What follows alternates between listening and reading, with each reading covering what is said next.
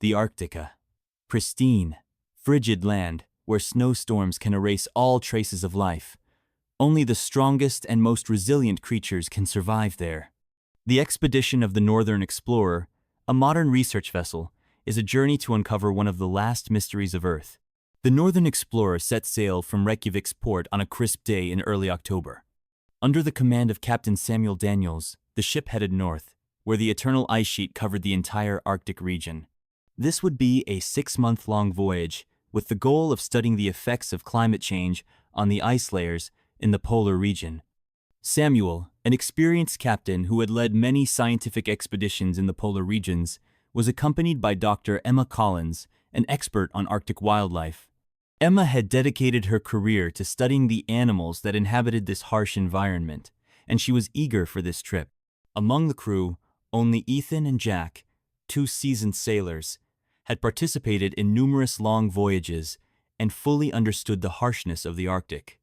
The ship sailed peacefully through the blue sea, but none knew that this journey would forever change their lives.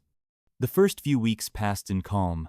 The scientists were collecting data on ice thickness, seawater temperatures, and climate changes. Captain Samuel controlled the ship, adjusting the course to ensure they stayed on track and avoided dangerous drifting ice. Emma spent most of the early days researching specimens and observing wildlife through her telescope. Though the Arctic was home to few large animals, every time she spotted a seal or a flock of migrating birds, she recorded her findings diligently. Each passing day brought its own challenges. The research team felt the fatigue from long days of work, and a sense of demotivation began to spread as they faced the endless silence of the sea and ice.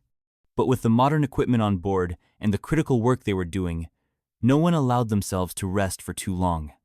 Everyone knew that the data they were collecting would contribute to protecting Earth and help humanity better understand the impacts of climate change. However, everything changed when an unexpected encounter forced the expedition to abandon their original plan. One morning, as the Arctic sky was shrouded in thick fog, the expedition received a radio message from the observation station. "Polar bear, 11 o'clock on the right side of the ship." The lookout's voice rang through the intercom. The ship suddenly came alive. Though they were used to the wondrous sights of nature, this time something felt different. The scientists and sailors hurried outside, their curious eyes fixated on the shore where the polar bear was approaching. The bear, large and majestic, moved silently across the thin ice. But what surprised them even more was the bear's strange behavior. The bear seemed uninterested in the ship, showing no signs of hostility or aggression. Instead, it appeared to be heading somewhere with purpose and not to search for food, but for something else entirely. Captain Samuel, with his strong instincts, sensed the unusual nature of the bear's actions. "It's leading us somewhere," he murmured, then ordered the ship to slow down. "Let's get closer." Emma, standing beside him, couldn't take her eyes off the bear. She noticed it was moving purposefully, unlike bears searching for food. "Maybe it's leading us to something important," she said, her voice filled with concern. Soon, the expedition decided to send a small group out to approach the bear. Emma volunteered to lead, as she was the only one on board with experience working with Arctic wildlife. Jack and Ethan, the seasoned sailors, joined her. They used a small boat to move closer to shore. Meanwhile, the bear continued on its chosen path, its eyes glowing like torches in the dense fog. The small boat glided across the drifting ice, drawing nearer to the place the bear was leading them. Under the dim light of the Arctic, the three people on the boat felt the bone-chilling cold. Snow covered every crevice, and the air was so cold that their breath turned into mist. As the boat approached, Emma signaled for the group to stop. They silently watched ahead.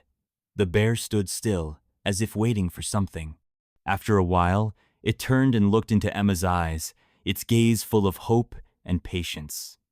"We'll follow it," Emma said. "It's leading us somewhere, and maybe it needs help." The polar bear began to move again, and the group decided to follow. They continued across the fragile ice toward an area farther ahead that the bear seemed to be guiding them to. Time passed in silence, only the sound of the waves gently lapping against the ice and the group's breathing breaking the stillness. Suddenly, the sky darkened, and the wind began to howl. A terrible snowstorm hit. The drifting ice began to move rapidly, threatening any ships that couldn't move quickly enough. The sailors exchanged worried glances and then turned to Captain Samuel. "We need to turn back, or the ship will be swept away by the storm," Jack shouted over the howling wind.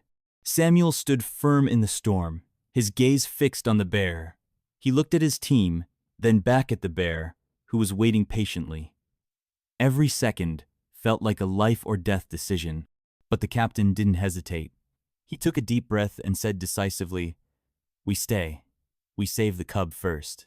Finally, they arrived at a remote area, where a large ice sheet surrounded a wide valley. In this area, they saw a sight that made them all shudder. A mother bear stood motionless next to two cubs, one of which had a leg injury, while the other appeared to be exhausted from lack of food and unable to move. The mother bear looked at the team with anxious eyes. It did not attack but stood still, waiting for help. Seeing the scene of the mother bear and her injured cubs, the expedition team was deeply moved. Throughout her wildlife research career, Emma had never witnessed such a sight. She understood that in the harsh Arctic environment, animals couldn't protect themselves like they could in other regions, and life here could be very fragile. Captain Samuel, though always maintaining a calm and rational demeanor, could not help but feel the gravity of the situation. He looked at the mother bear, whose eyes were full of pleading, and he knew that if they didn't act immediately, the cubs would not survive. As they were tending to the cub's injury, the snowstorm grew stronger. Snow blanketed the ground, and their arms and coats were soaked. The wind blew through every crack, making it nearly impossible to stay upright. But Emma did not give up. She knew that if they didn't do this now, the cub would not survive. While the team worked, the mother bear remained beside them, guarding her cubs. Her eyes never left the people helping her young. The group began preparing to move the cub back to the ship. Jack and Ethan used ropes to gently tie the cub to a stretcher. Samuel observed from a distance, always ready in case of any issues. When the group returned to the ship, the mother bear remained motionless. Emma and the sailors silently brought the cub aboard, and they immediately began to treat its wounds.